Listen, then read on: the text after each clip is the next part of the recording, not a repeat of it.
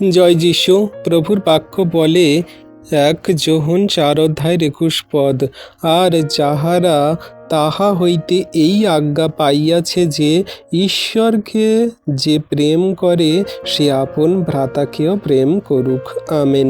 তাহলে বিশ্বাসী সন্তানরা, আমরা যারা খ্রিস্ট যিশুতে আছি, যারা আমরা তার আজ্ঞার শিক্ষা সকল পালন করে চলছি, আমরা যদি তাকে প্রেম করি, ভালোবাসি, তাহলে এই আজ্ঞাতেই চলব। আমরা এই আজ্ঞা পেয়েছি যে ঈশ্বরকে প্রেম করে সে নিজের ভাইকে প্রেম করুক, মানে জগতের সেই সমস্ত মানুষকে ভালোবাসুক, আদর যত্ন সমাদর করুক। এটা আমাদের অবশ্যই করতে হবে, কারণ আমরা যদি প্রতিবেশীকে ভালো না বাসতে পারি তাহলে ঈশ্বরকে ভালোবাসতে পারবো না।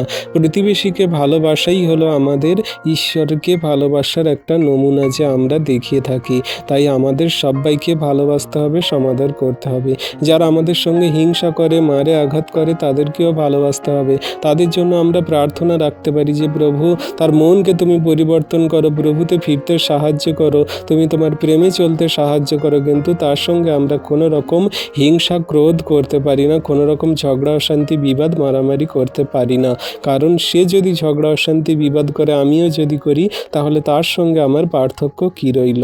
তাই এখানে বলছে যে ঈশ্বরকে জানে সে ভ্রাতাকে প্রেম করুক, আর যে সেই আজ্ঞা পেয়েছে সেই মতো তা পালন করুক। ঈশ্বর প্রভু আপন বাক্যে সকলকে আশীর্বাদ করুন। আমেন।